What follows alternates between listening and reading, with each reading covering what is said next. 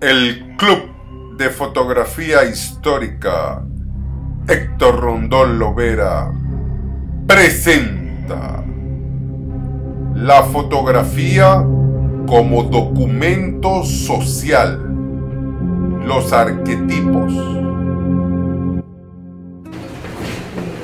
Buenos días, bienvenidos al Centro Documental, el Centro Documental del Teatro Teresa Carreño, un espacio dedicado a resguardar y a divulgar todo lo que tiene que ver con la memoria histórica del teatro y la Fundación Teresa Carreño.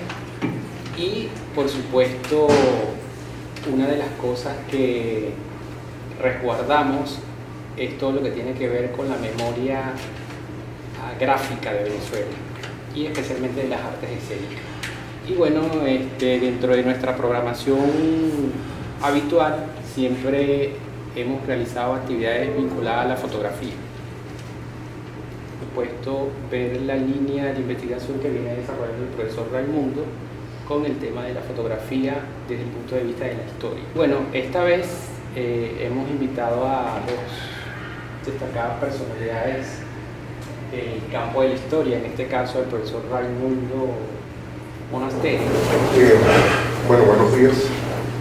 En principio les agradezco la presencia a todos y a cada uno de ustedes acá. Dado que pareciera tal vez un contrasentido pues,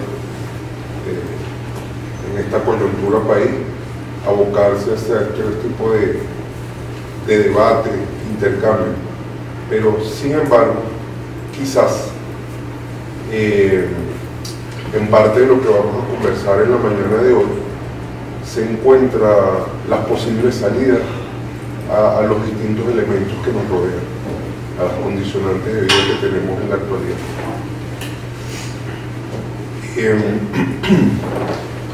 Vamos a hablar sobre los arquetipos. Estas fotografías van a ir pasando de forma aleatoria, no hay un elemento. El elemento pues, son los arquetipos, lo que nos va a ir uniendo en términos generales. Hay parte de la bibliografía que sustenta la actividad de la mañana de hoy. Los griegos siempre planteaban que existía una duplicidad en el mundo, ¿ya?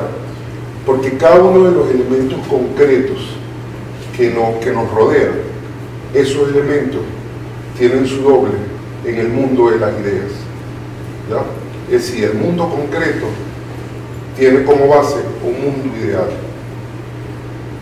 Esas fueron las bases teóricas bajo las cuales Jung estableció todo un sistema de análisis de lo que es la psicología para entender al hombre. ¿Qué sucede? Dentro de lo que es la mecánica jungiana tenemos que entender primero al personaje. Digamos que Jung es un hijo de agricultores, ¿ya? Y por supuesto sus posibilidades de estudio eran bastante limitadas. Al ser limitada su posibilidad de estudio, al momento en que él abordó el tema universitario, él de alguna manera recurrió y se vinculó con el conocimiento formal que él tenía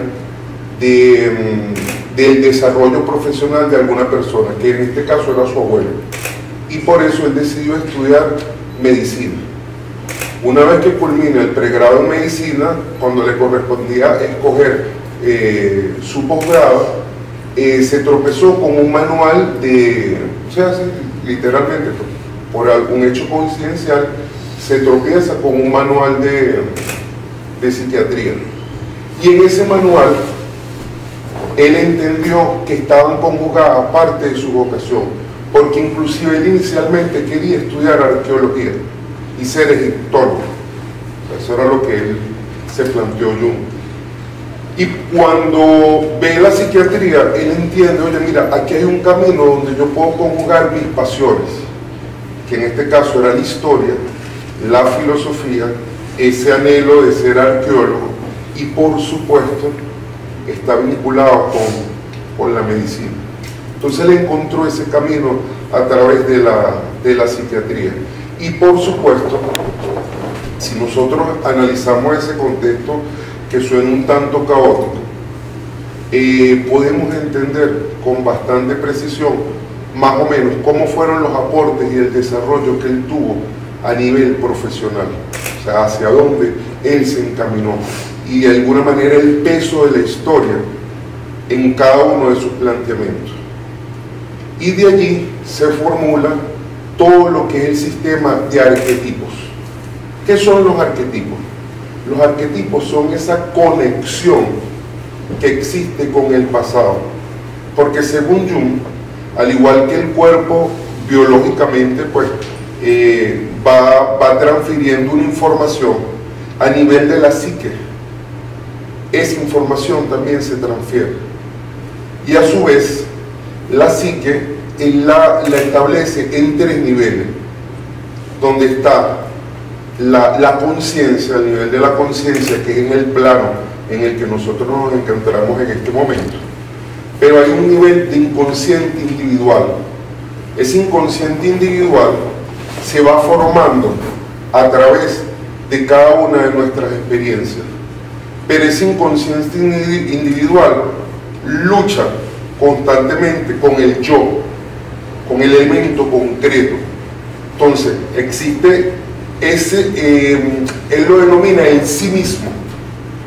El sí mismo va estableciendo una relación dialéctica con el yo, y a su vez ese yo y ese sí mismo está rodeado, está abrazado por el inconsciente colectivo, ¿ya?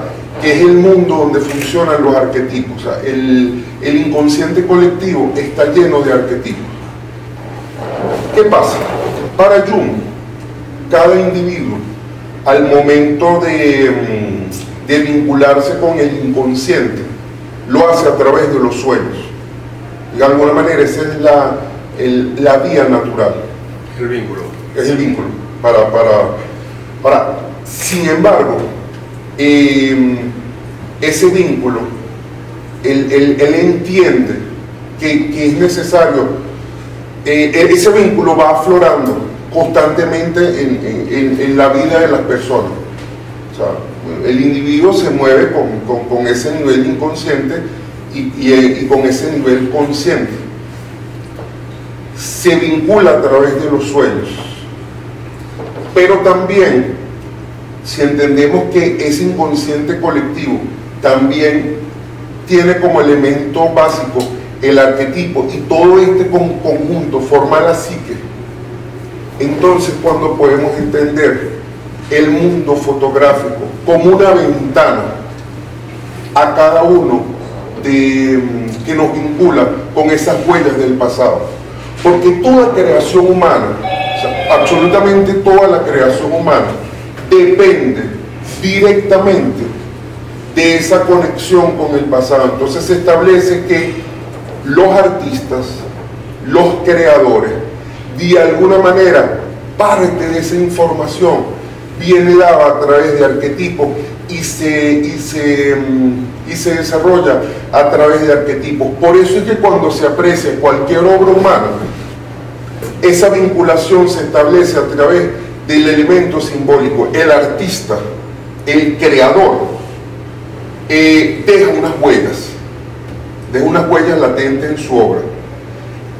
Cada uno de los individuos que aprecia esa obra le da una connotación distinta, le da un significado, y es porque ese puente, según Jung, se establece entre el presente y ese pasado que nos dejaron los creadores, se establece a través de los arquetipos y el elemento simbólico. Esa es la mezcla, es el elemento que nos une. Y por eso es que es importante entender cómo funcionan los arquetipos, tanto para el fotógrafo, o sea, como para el que genera una imagen, como a su vez el que analiza una imagen. ¿Por qué? Porque en el mundo de las ciencias sociales, en la actualidad, nos enfrentamos al hecho histórico de la humanidad más importante, por supuesto después de la escritura, en cuanto a lo que es el documento social.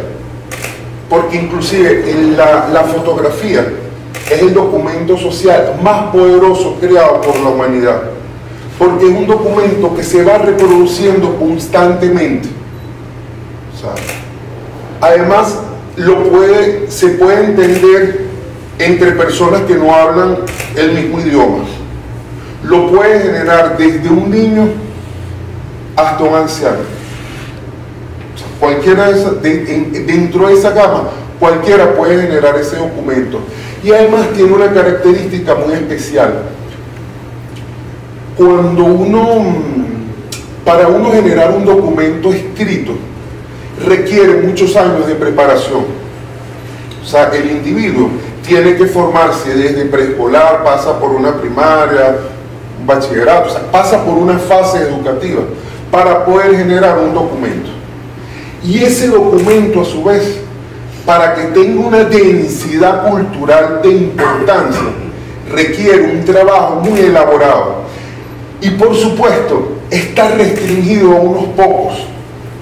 Numéricamente, ¿cuántas personas son capaces de generar un documento de una alta densidad cultural para el resto de la humanidad? Son muy pocos. Mientras que una fotografía cualquiera, apretando un clic, ya te genera una cantidad de información que puede ser decodificada en el futuro. Porque tenemos que entender algo: la fotografía, aunque funcione en el pasado, todas sus interpretaciones son desde el presente. El presente es el que nos da las interpretaciones. Y por supuesto, si aplicamos el pensamiento junguiano, a través de esa vinculación de símbolos, es que entonces los arquetipos, nosotros podemos interpretar los arquetipos. ¿Por qué? Porque como documento tenemos que entender que la fotografía, por supuesto, tiene múltiples formas de análisis. Múltiples formas de análisis tiene la fotografía. Pero para nosotros entender, o sea, para nosotros vincularnos desde el punto de vista de las ciencias sociales, la psicología nos está aportando esta herramienta. Porque aunque la fotografía es el documento social más difundido en la actualidad, inclusive recoge el quehacer humano de los últimos 3 siglos, 19, 20 y 21, lo que va de 21, o sea, tenemos casi 200 años del manejo de la fotografía como tal, como documento. Poco se nos ha enseñado a analizarla y a entenderla. O sea, es un documento con una gran densidad, pero del cual sabemos muy poco. Inclusive el común de las personas tiene pocas herramientas interpretativas de la fotografía. Entonces, para el científico social en la actualidad es un reto tratar de entender cómo abordarla. Eso ocurrió, o sea, parte de todos esos estudios se cimentó el siglo XX a nivel de las ciencias sociales, y fue vista desde la filosofía, y ha sido vista desde la psicología, y ha sido visto desde la historia, y cada uno de los elementos, o sea, en cada uno de los elementos, la sociología, por supuesto, tiene un elemento de análisis importante, la antropología también se ha dedicado, pero la psicología, y en este caso los arquetipos funcionan como un elemento que nos permite entender qué es lo que ocurre ante el hecho fotográfico. Ahora, ¿para qué un fotógrafo necesita entender cómo funcionan los arquetipos? Porque cada uno de nosotros, cada persona se vincula a través de arquetipos. Es decir, yo soy más proclive a tener un acercamiento con un determinado tipo de fotografía. Y por eso es que una fotografía no necesariamente logra conjugar la aceptación colectiva, porque todo depende de los arquetipos que allí se encuentren expresados. O O sea, dependiendo del arquetipo que ahí se encuentra expresado, se establece una vinculación con cada individuo. Y de ahí radica el carácter polisémico, es decir, las múltiples interpretaciones que se derivan del hecho fotográfico. Ahora, ¿qué tipo de arquetipos nosotros, por ejemplo, podemos ubicar dentro de una fotografía, que son los arquetipos de la personalidad? Bueno, Jung estableció 12 arquetipos de personalidad, donde se encuentra el mago, el explorador, se encuentra el gobernante. Hay una serie, o sea, y cada uno de ellos establece una vinculación. Por ejemplo, vamos a ver dentro de las fotografías que van pasando al azar, por ejemplo, el amante, o sea, es un arquetipo jungiano.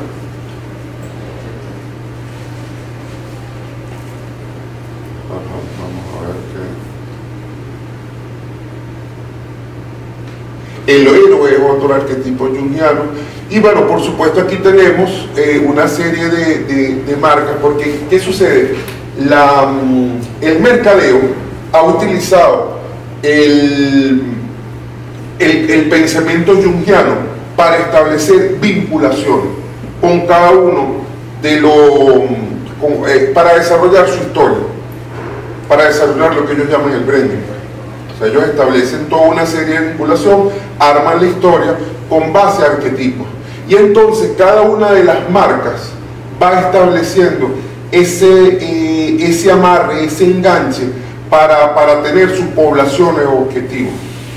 Entonces, por supuesto, el fotógrafo debe ser consciente de a qué público está dedicando el elemento fotográfico, con quién se quiere comunicar en ese futuro a nivel arquetipal. Porque también Jung establecía que no todas las fotografías, o sea, no todo lo que se establece a nivel de arte, porque por supuesto Jung no lo estableció directamente con relación a la fotografía, sino con relación al arte. Él decía que existía un arte psicológico, que es el arte que se establece en lo concreto, ¿ya? Pero también existe un arte, y en este caso una fotografía visionaria, que son esas fotografías que trascienden el tiempo y que a su vez nos están dejando una serie de testimonios de lo que son las carencias, los excesos, los anhelos, las motivaciones de esa sociedad que está retratada ahí. O sea, todos esos elementos son la información contenida en ese esquema bidimensional, ¿ya?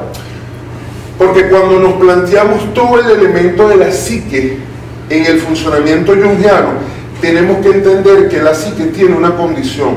La psique es atemporal. Es decir, no funciona en esta dimensión presente. La psique puede ir hacia adelante, pero también puede ir hacia atrás. Y entonces Jung, para justificar de alguna manera ese comportamiento, esa intuición que se elabora en nuestra mente, establecía, oye, hay momentos en la vida en que nosotros podemos predecir situaciones. Los seres humanos, cuando nos vemos ante situaciones apremiantes, el cerebro funciona como en cámara lenta. O sea, ante situaciones difíciles, el cerebro pareciera que funcionara en cámara lenta. Pero también, cuando uno logra superar algún grupo de situaciones complejas, tú dices, oye, yo tenía un pálpito, yo fui capaz de predecir esa situación. O sea, yo sentía que algo no estaba funcionando adecuadamente. Yo pude adelantarme al futuro. Lo que pasa es que el yo, ese elemento concreto del sí mismo, a veces inhibe nuestras posibilidades predictivas y de interpretación de ese nivel inconsciente.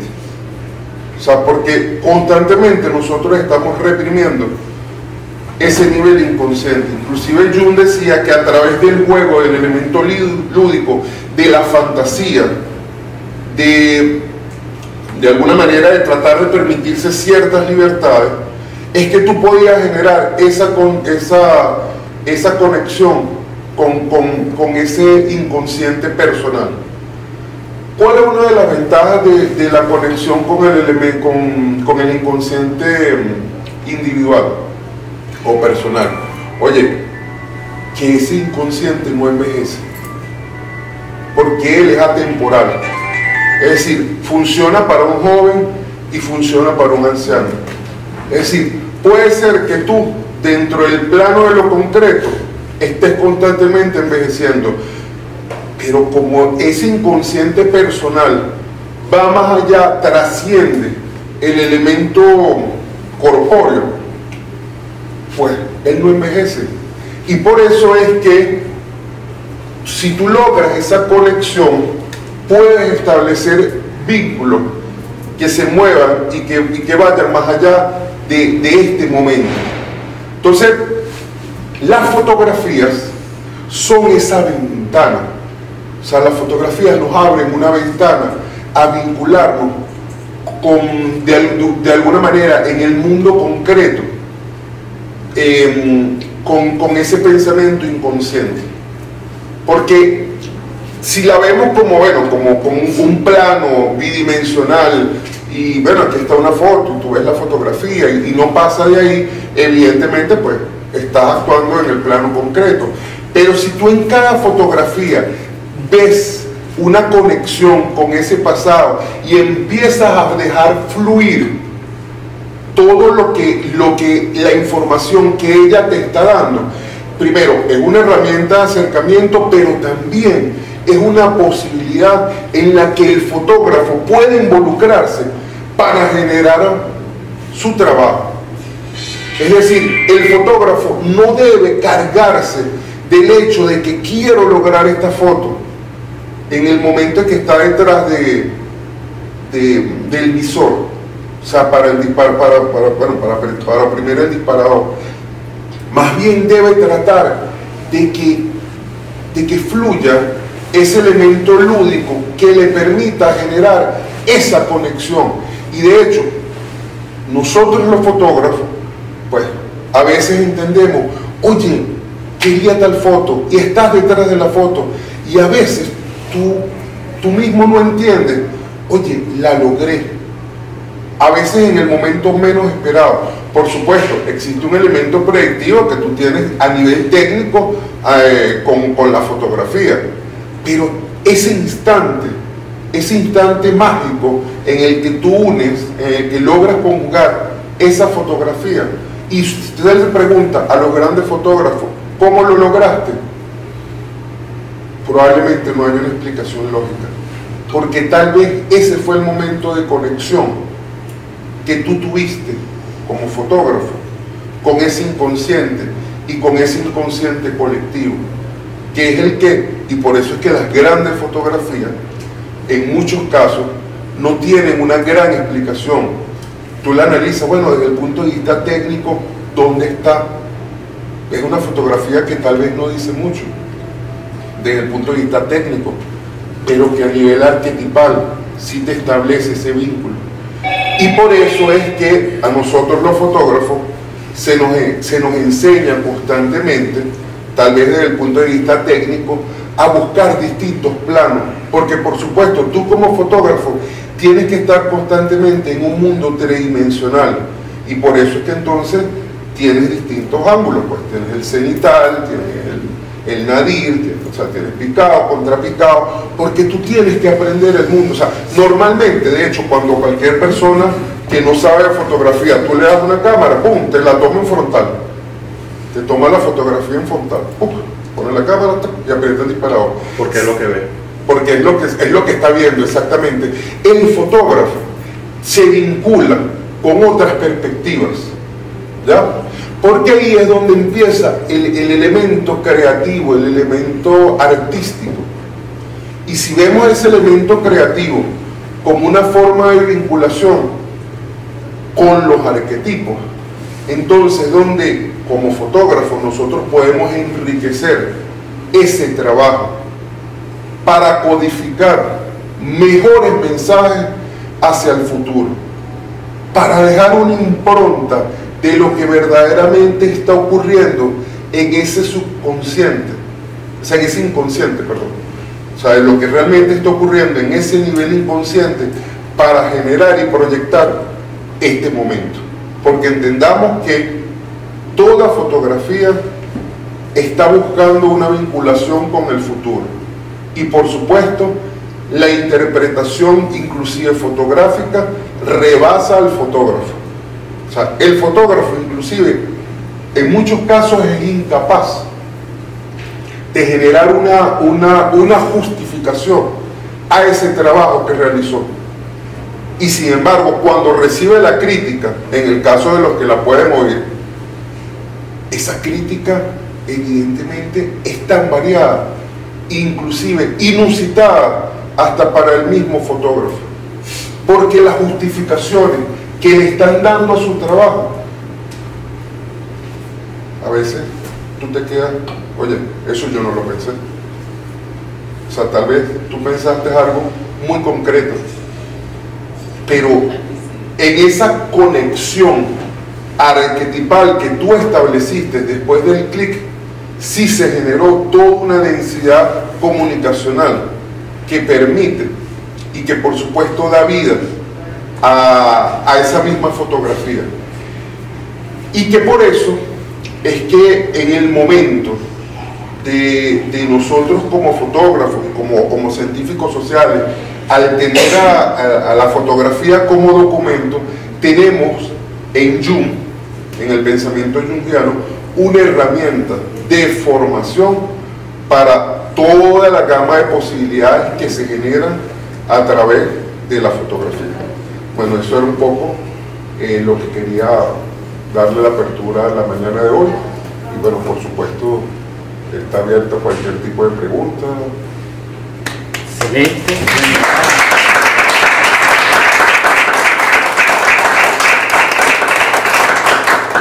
Abrimos las partes de la pregunta. Ahora aprovechen esta oportunidad de indagar un poquito más sobre la fotografía, el arte, la psicología.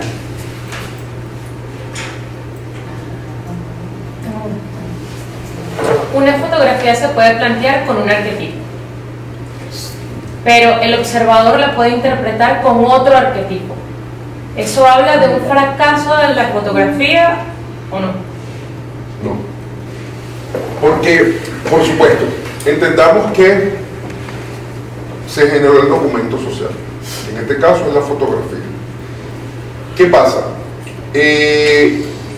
Normalmente el fotógrafo no pensó en arquetipos en el momento de tomar la fotografía. Pero Jung planteaba que existe la posibilidad, a raíz de que tú te involucras con este tipo de pensamiento, de entender como una concientización de esa guerra que se establece entre el yo y el sí mismo.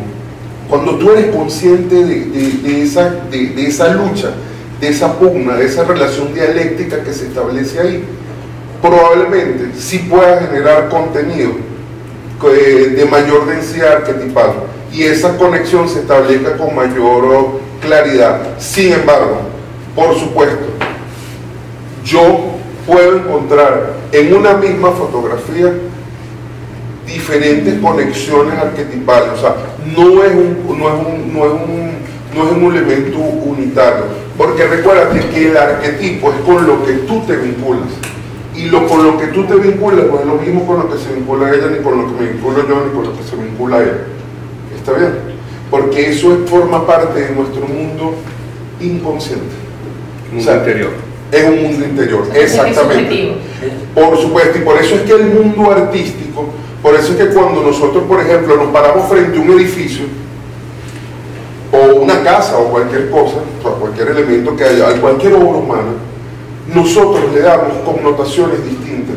A lo mejor nosotros cuando veníamos entrando en Teresa lo vimos grandioso, ¿ya? O sea, me conecté de una manera con el Teresa, pero puede ser que otra persona, un extranjero, se vincule de una manera totalmente distinta con el Teresa. O sea, es decir, las vinculaciones no están preestablecidas, no hay una cuestión que tú digas, mira, no, esto es lo que va a significar, no, los significantes varían. Y por supuesto, ahí entran las condiciones culturales, tu conexión de vida. O sea, es algo más complejo. O sea, ahorita nosotros estamos considerando los arquetipos, pero ojo, esa no es la única forma en que nos vinculamos. O sea, es decir, recuérdate que la sociedad, el elemento cultural es clave, y el elemento cultural tiene tu carga de historia, tiene tu carga, o sea, tiene una serie de elementos que tú no puedes decir, oye, mira, porque de repente, por ejemplo, ahorita va pasando la fotografía del Che Guevara, o sea, la fotografía de Córdoba. Ok, la vinculación natural de esa fotografía es con el héroe, ¿ya? O sea, la gente que se vincula, de hecho, esa es la fotografía más famosa del mundo. Bueno, también tiene mucho que ver, perdón, también tiene mucho que ver el cómo tú tomas la fotografía. Porque si me estás hablando de héroe, ¿ok? Me estás hablando de una persona. Si tú comparas, acabo de hacer una comparativa en estos momentos. La fotografía del Che, fíjate, está tomada desde abajo. Claro, está en contrapicado. Está en contrapicado. ¿Por qué está en contrapicado? Claro, porque para agrandarlo, para magnificarlo. Pues. Para magnificar a la persona. Porque la fotografía de Adolf Hitler con la chica está tomada de frente. Ok, para nivelar la situación y crear una situación como de inocencia, bueno... Porque esa fotografía es más paterna. Bueno, es la que intentaban dar, porque eso fue un elemento propagandístico. También porque, permiso, con la fotografía de Adolf Hitler con la niña, ante el mensaje que proyecta como persona, y es un elemento de rechazo ante la ciudad europea, lo que se busca con esa fotografía es darle un sentido humano a la persona. Mientras que si tú lo tomas de arriba, fíjate, todos los personajes políticos, tú los ves fotografiados y están fotografiados así. Claro, nunca hacia abajo, nunca de frente. Es porque tienes que darle una importancia al personaje, tienes que darle un carácter. Eso más o menos lo que está explicando. Pero podemos concluir que depende del observador. Sí, también. Básicamente depende del observador. Claro, siempre funciona así. Porque esa imagen del Che Guevara puede significar para mucho la imagen de un héroe, pero para otro la imagen de un criminal. Claro, pero entonces fíjate qué sucede con esto. Porque recuérdate que, porque también, tenemos el carácter arquetipal. O sea, las personas normalmente que se conectan con esa fotografía, las que se conectan, no estamos hablando que el común se conecta, las que se conectan, lo ven desde el punto de vista del significado de héroe, de individuo que andaba libre por el mundo. O sea, esa es la conexión normalmente de las personas que se conectan con esa fotografía. Ahora, quienes conocemos la historia, quienes tenemos elementos concretos de rechazo hacia lo que significa la figura del Che, bueno, ahí viene otra carga. Pero entonces, por supuesto, eso es nuestra carga cultural. Igual que el que vio la imagen en un determinado momento de Hitler, a lo mejor captó esa humanidad, pero desde ahora uno lo ve y capta otras cosas completamente. Por supuesto, porque recuérdense que la fotografía es un elemento es pretérita, pero la interpretamos desde nuestra carga. Desde nuestra carga, o sea, cada uno de nosotros tiene una carga de vida emocional, afectiva, o sea, tienes toda una serie de elementos y eso es pum. Y eso hasta la física cuántica te dice que el fenómeno cambia según el observador. El observador puede hacer que ese experimento, que una partícula se convierta en una onda, por ejemplo, dependiendo del observador, del experimento. O sea que también todo esto tiene ese significado, podemos concluir que depende siempre del observador, aun cuando por supuesto que la técnica ayuda a generar eso, si se hace contrapicado, o sea, hacia el frente, toda esta cuestión. Claro. Ayuda también a fortalecer esa imagen que se quiere transmitir, pero todo va a depender, como tú decías, de la carga emocional, de la carga cultural y de ese inconsciente colectivo de lo que se maneja. La interpretación es individual. La interpretación es individual. Lo que pasa es que también, aparte de... Es que yo pienso que incluso antes de hacerse la foto, ya uno tiene una conexión, en este caso con Che Guevara.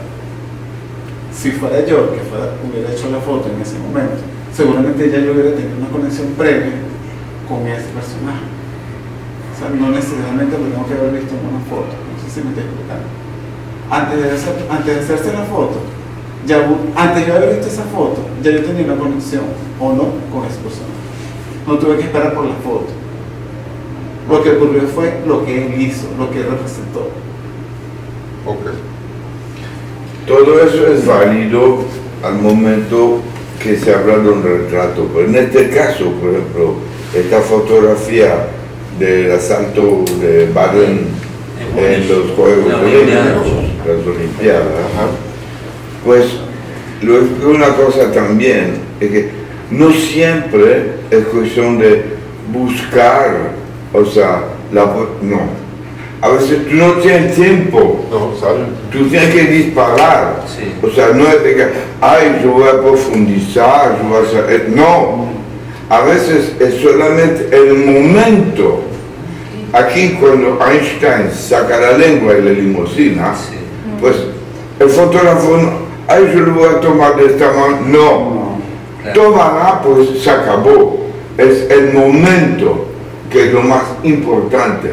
No las poses, esas agachados, está en nivel, no. Hitler, ¿tú crees que le dijo? No. Hitler no le gustaba, sino cuando estaba en poses, como por ejemplo lo de Che Guevara, se ve que él deja que se retrate. Entonces sigue ahí el tiempo de posar y hacer todas las justificaciones que usted argumenta.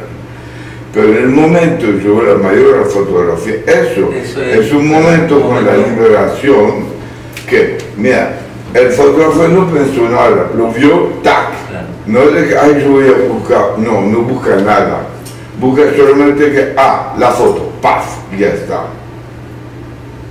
Y por supuesto, en ese punto es donde Jung plantea, oye, hay que conectarse con ese inconsciente al momento de ser fotógrafo.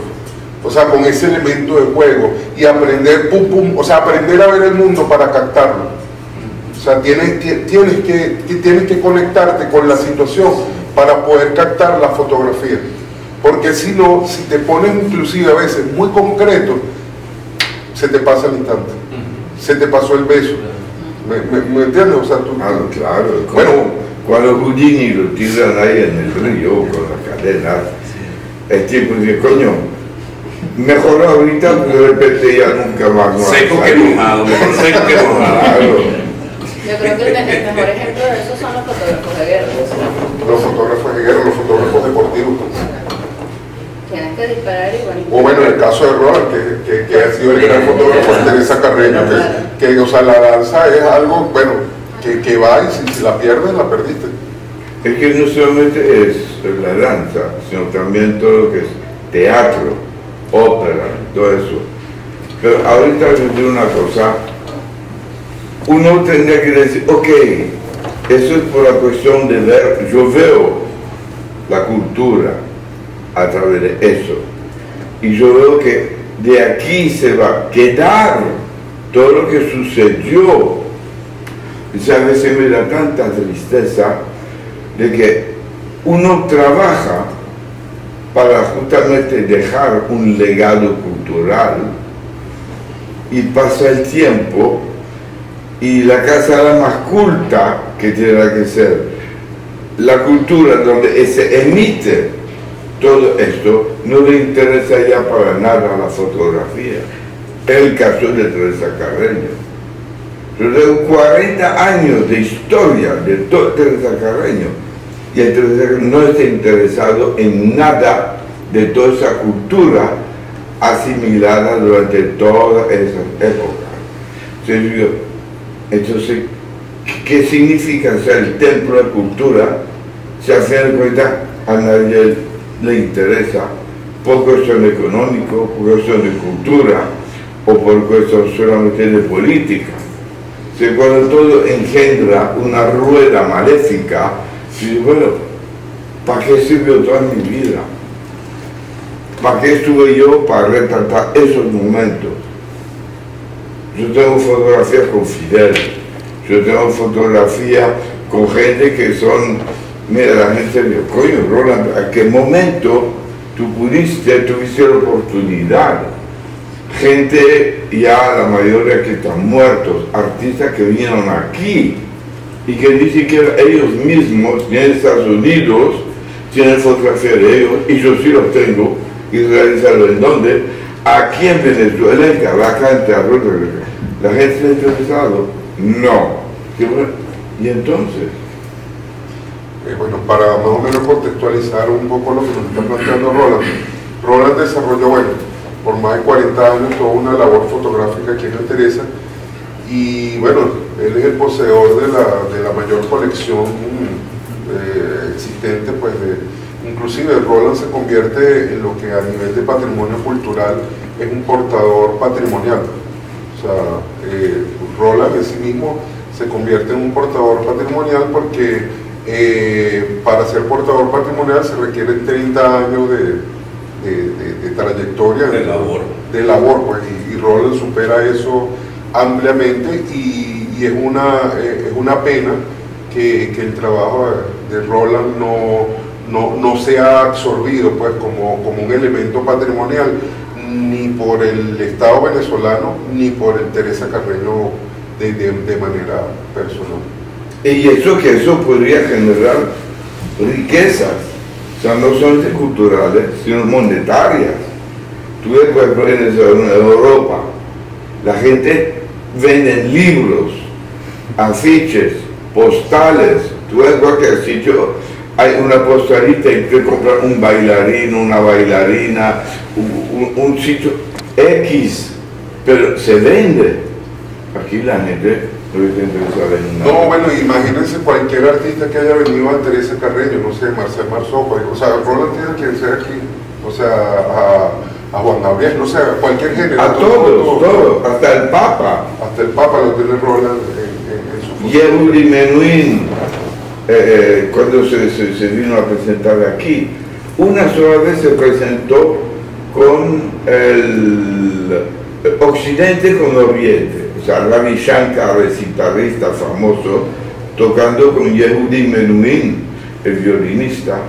Vieron aquí, la única vez que se presentaron, más nunca. Eso es histórico. A nadie le interesa. Y dicen, bueno, ¿por qué? O sea, Ray Charles, o sea, toda esta gente ya que hoy día está muerta, B.B. King, o sea, no sé, yo no entiendo si yo soy un precursor de lo idealismo, de lo que la imagen, para que quede un futuro de lo que es la historia, no solamente aquí, sino mundial, pero él tiene una trascendencia, o sea, se tiene que quedar como toda esa fotografía de la revista Life, que son las imágenes que son las más fabulosas del mundo. Pues aquí no le dan importancia pero ni nada. Y cuando yo pienso que yo hubiera hecho eso en Nueva York, en el City Center, o donde hasta los boxeadores tienen un espacio. Aquí un artista no tiene espacio. No, y lo interesante de la colección de Roland es que está totalmente documentada. Es decir, Roland tiene años, días, tiene inclusive un libro, una bitácora donde establece, bueno, estas fueron las fotografías que se tomaron, esa fotografía, o sea, esto está impecable, o sea, está listo para comerlo, y no le prestan la... No, yo creo que estamos también ante, en presencia de un panorama indiferente, ¿no? Es decir, 20 años de indiferencia, pero también 20 años atrás también de una gestión patrimonial también indiferente, es decir, que como una gelatina que no sabe qué hacer con un patrimonio, en este caso fotográfico, que debe poner al servicio de Venezuela y de Latinoamérica y del mundo, porque eso como tal, él acaba de expresar, eso genera también dinero, ingresos, pues, y con eso pues eso sirve para algo también, pero también sirve para algo, y lo importante es poner a girar esa información, esa información así, esa bitácora, ese pasado reciente, ¿no? Esa riqueza, esas personas que estuvieron en varios escenarios de Venezuela. Eso es necesario que se conozca. Bueno, sin embargo, no nos debemos, que no sabemos qué es lo que está pasando. Eso no le interesa a la gente. Es decir, quien gestiona a nivel en el macro, no le interesa eso, a menos que se lo vendan pues de una manera,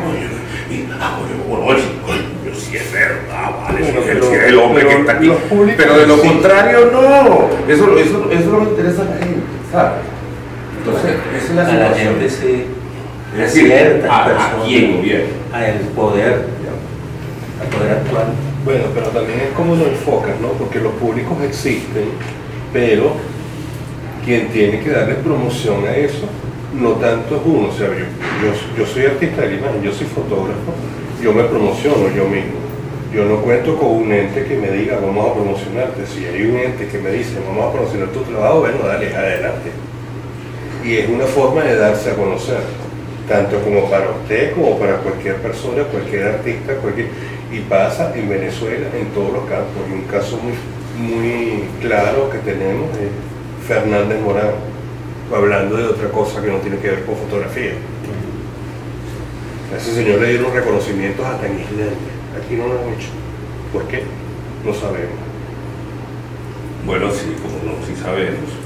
Por la vinculación de Fernando Morán con el gobierno de Marcos Pérez Jiménez. Sí, eso fue una factura política, claro, que por supuesto la imperdonable, no lo perdonaron. Claro, porque o sea, de alguna manera, una vez que llega el régimen democrático, cuando se comienza, bueno, mira, todo lo que olía ¿cómo es que se llama? A dictadura, sí, fue visto. Eso normalmente suele pasar y es la típica justificación y argumentación de la historia de los vencedores y tal y que se lo por ahí. O sea, es lo que sucedió, pues no es lo correcto, o sea, no estoy intentando modificar. Es lo que ocurrió, lo quería decirlo, pero no debería. No debería. Y sigue sucediendo y con sigue todo por de ahí. la cuarta. Así mismo. Es más hermoso de que yo, por ejemplo, que hay fotografías mías que yo, por ejemplo, tomé aquí en Venezuela y que están en Noruega, en el museo de Ibsen. Y uno decía, wow, y si ellos me paran bola. Y aquí nadie. Y yo veo que hay fortunas que se gastan aquí solamente en un solo almuerzo o una rueda de prensa, y tú ves toda la gente comiendo y solamente ese monto de dinero podría costar solamente lo que es el tomo 1, por ejemplo, de otra parte de lo que es la danza que yo hice, la danza de Venezuela. Yo incluí a todos los renglones de toda la compañía, pero ya haciendo un tomo, por ejemplo, solamente con Teresa Carreño, haciendo solamente lo que es el ballet, ya con uno solo de sus almuerzos pagarían todo y podrían vender a eso internacionalmente y recibir, o sea, dinero en dólares para ayudar justamente a la gente aquí que está sufriendo, que está jodida y que no, pero no les interesa. Entonces yo, pero ¿qué pasa yo a nivel social? Porque hay gente que es no solamente un poco culta, sino muy culta, hasta demasiado culta, pero están ocultos porque no pasa nada. Entonces yo digo, bueno, pero Roland, ¿qué pasa? Tú no entiendes qué es lo que está pasando aquí. Ya antes había un problema también, o sea, a nivel político. Siempre ha sido un problema la política dentro de ese país, siempre. Pero inclusive me molestó muchísimo que la compañía la más importante que había, no solamente en Venezuela, sino en el mundo, que yo ya después de 40 años de retratar tanto Susan Lin, que en Alemania, todos los coreógrafos de Estados Unidos, de Francia, Roland Petit, que era muy amigo mío, Patrick Dupont de la Ópera de París, Carmen Larrumbe en Bélgica, bueno, toda la gente de Filipinas también, y siguen siendo amigos míos, y ellos sí hacen. Es impresionante cuando vinieron también los del Festival Internacional de Teatro, son los que se paraban encima de los palitos y daban vuelta y vuelta y vuelta de Australia.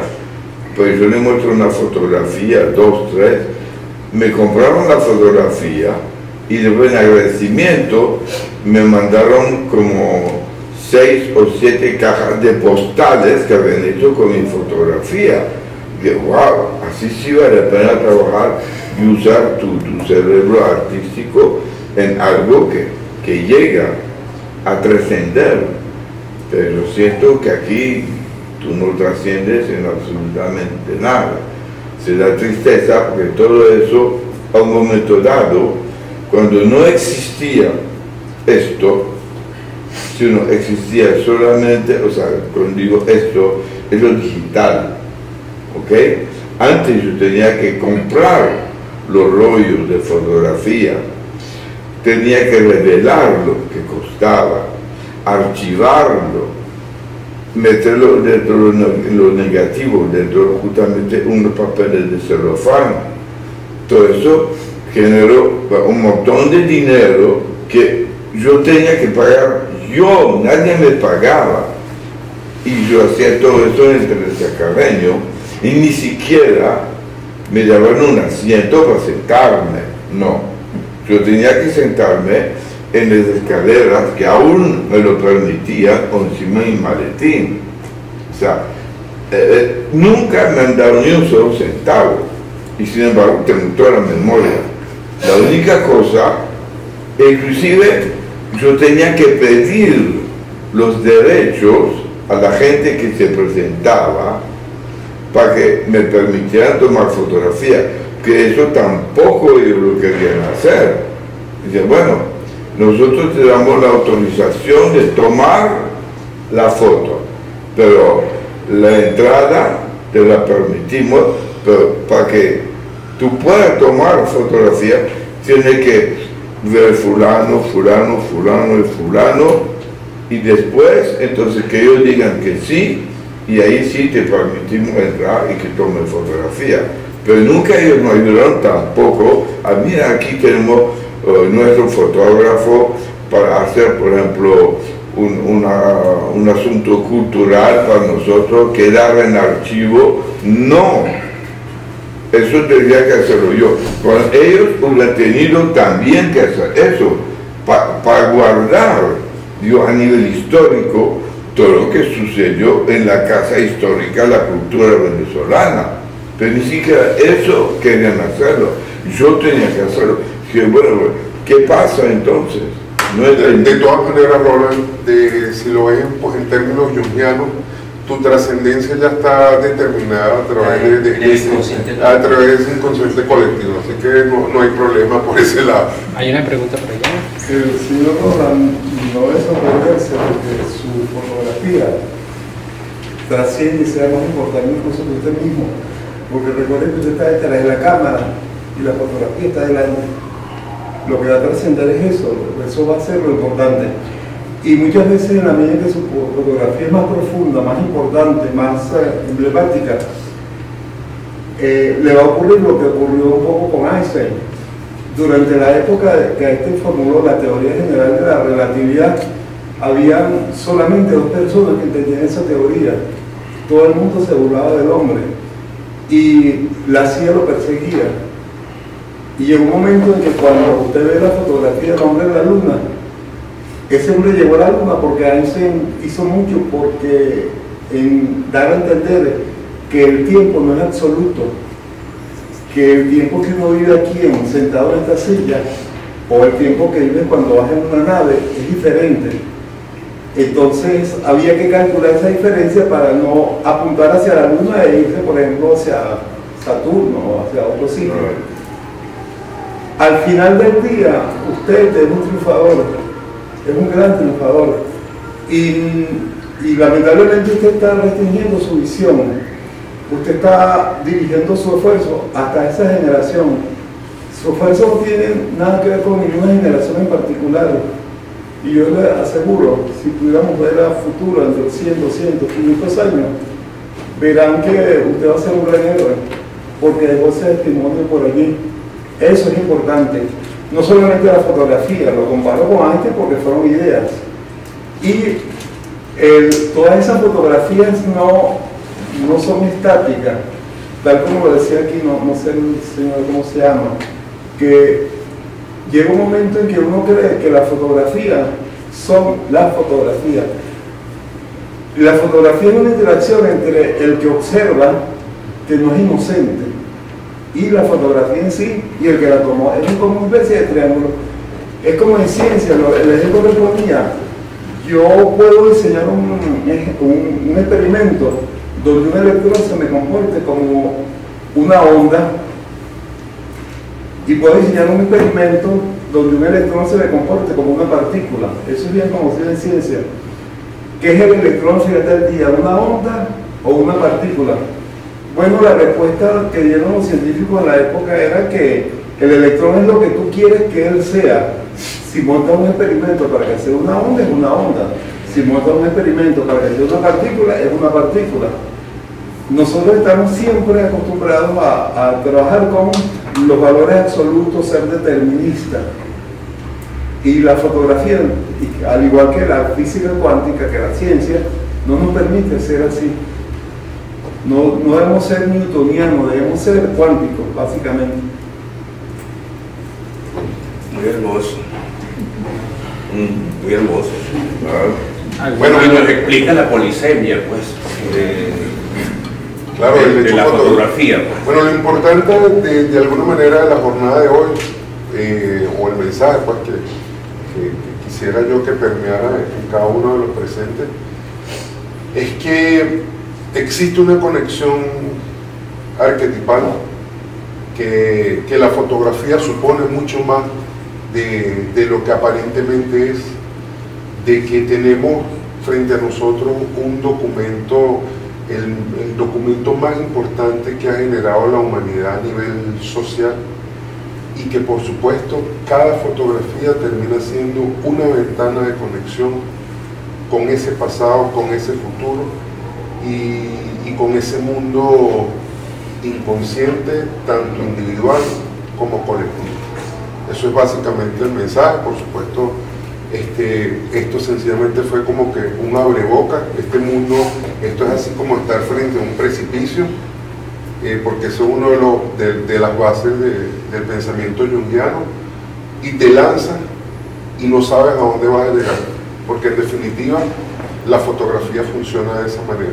O sea, y el análisis y toda la perspectiva junguiana al respecto, Jung decía, mira, no puedes tenerle miedo a no conocer. El no saber es un estado posible, y eso es lo que justifica que inclusive la humanidad durante muchos años, o sea, la mayor parte del tiempo de la humanidad, se ha pegado a los mitos, se ha pegado a las leyendas, se ha pegado a una creencia.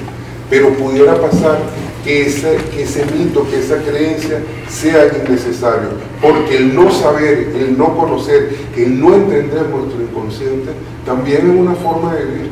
O sea, puedes entender, mira, no lo comprendo, pero está ahí, saber que está, a pesar de que no lo entiendo. Entonces, bueno, eso es lo que quería compartir con ustedes la mañana de hoy.